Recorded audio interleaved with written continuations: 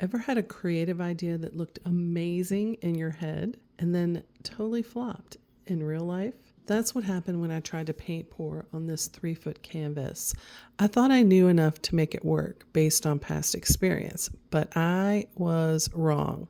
Let's just say it didn't go as planned, but I regrouped, practiced, and gave it another shot. Turns out, scaling up changes everything. In this video, you'll see the messy middle, the failed pour, how I regrouped, and what made all the difference. I have some key takeaways for you that I'm excited to share. If you saw part 1, we peeled and primed this old canvas. For my first attempt, I had rehearsed my plan in my head for days. I was certain that I would end up with something I could use, but it was a disaster. And it wasn't because of my plan. I was stretching myself, doing a paint pour on this scale, and I really didn't even know how much until I tried. Trying and failing is learning. I'm more of a jump in and go kind of artist. And if that's you too, I just want to say don't let all the technical talk scare you off. You don't need to become a paint chemist to enjoy this. I'm not one to measure everything perfectly. I kept it simple, 2 parts pour medium and 1 part paint, and called it good. There are some amazing fluid artists out there, but a lot of pouring depends on chance and luck. There are a few factors that you can dive into that will help improve your success. Don't be afraid to play. It doesn't have to be the paint pour to end all paint pours. As a matter of fact, it won't be. I'll just set you free right now. You're not going to do the paint pour to end all paint pouring. You might come up with something fabulous. These paints are not these are kind of dried out. So they're not running super great. I'm not gonna lie, I'm a little shook from my paint pour experience last night. I'm officially procrastinating on starting again. That was not my first paint pour, but I'm humbled. I've always loved the idea of paint pouring. I love that it's extremely accessible. I always knew there was more to it. Like all processes, it's you don't have control. Wasn't expecting a masterpiece, but I also wasn't expecting disaster. So my plan is I'm gonna do a series of small canvases. I have no shortage of paint party canvases that are ready for an upcycle. If I end up with something cool as I work out my technique for the larger canvas, it would be very easy for me to add waves on that canvas as well and add it to my market inventory. So that's my plan. One of the big things I learned was this is not enough space in here to maneuver around the canvas this size to do a paint pour. I need to have it, I think, first of all, a little bit lower. So I'm going to use some fold-up tables downstairs. This is great timing for our Airbnb reno because the downstairs is completely empty. I'm very hopeful that I'll come up with some kind of sky that I feel is worthy of this size canvas. If the paint pour doesn't turn out great, if I'm not super excited about it, that I don't want it to look so much like a paint pour as a sky. I guess that's what I want. So if I don't achieve that, there's a very good possibility that I will cover it with a different technique. I would love to achieve that on this. I think it would be kind of fun. Let's get started. Yeah.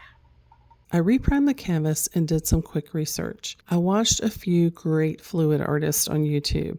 Molly Artistry has some solid beginner-friendly paint pouring tips if you want to dive deeper. And just so you know, I didn't suddenly become a paint pour expert, and you don't have to either. If I had to get as technical as Molly to mix my paints, I would have abandoned ship.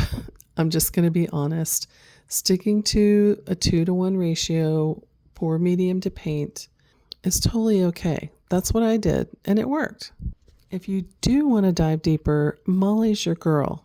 But if you just want to play, stick with me. I grabbed some old paint party canvases I'd saved from my teaching days. Honestly, upcycling these is one of my favorite ways to experiment without pressure. Mixed media is great for that. I practice pouring on a smaller scale just to get a feel for the flow. I didn't perfect it, but I learned. Experimenting on a small scale taught me that what I thought a paint pour could achieve in my head was not reality. I did get some fun results, and I'm going to make something out of all of these just because that is how I roll. The second time around, I mixed a lot more paint, but it was still not as much as I needed. Okay, so here goes nothing. I won't say that. I shouldn't start off that way. Here it goes. This is going to be the paint pour to end all paint pouring. Not really. I'm hyping myself up. So my first mistake, it was not laying down a base layer like this. So that was mistake number one. So the goal is to just have my paints flowing on something besides a dry canvas. That was the first thing I learned.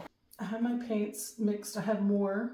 I'd started out trying to squirt like I do on a little canvas and quickly realized that is not gonna fly for a larger canvas. I'm working kind of light to dark and concentrating my lighter up top, which I'm standing at the top of this canvas. It's always a good idea, design-wise, to kind of darken up your corners.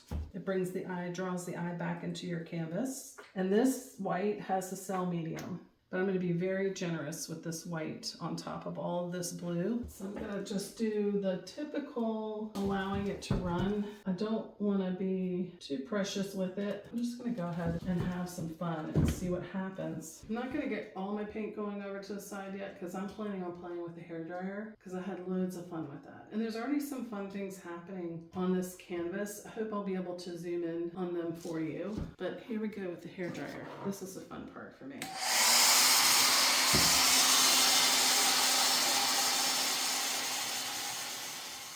The main reason that I'm doing paint pour, there's two reasons, and one of the biggest things is I wanted to stretch myself. So paint pouring is something that I don't have a lot of experience and confidence in. I'm just trying to give myself over to processes and enjoy them and not think too much or too hard about the outcome.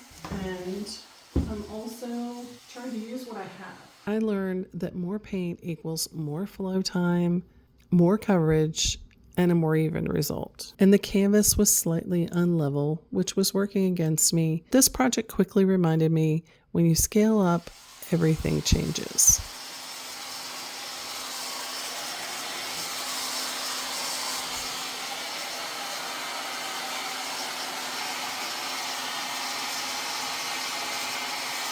The biggest rookie mistake I made was adjusting this rather large canvas after I finished the pour. That was not what I would call a happy accident. If the paint pour was your finished piece in this situation, this could have spelled disaster. Even though my end result is still not what I originally envisioned, it was a huge improvement, and the experience taught me a lot about paint pouring. What I envisioned and what happened were two very different things. I still ended up with something cool. This whole series is about experimenting and trusting the process, and sometimes that means letting go of perfect. If you've ever stood in your studio thinking, I have no idea what I'm doing, but I'm doing it anyway, you're in the right place. I've got a base layer that feels fun and it's full of movement, and that's all I need to build on. This process reminded me that every layer matters, even the weird ones, especially the weird ones. And sometimes the most inspiring work starts with a single prompt, a messy moment, or a little leftover paint. If you've ever felt stuck, try giving yourself one small creative challenge. You don't need to know the ending. You just need to start. In the next episode, we will finally start building layers, texture, color, and movement for a piece that feels alive and inspired by the big, beautiful ocean that's just down the road from me. I hope you'll stick around for it.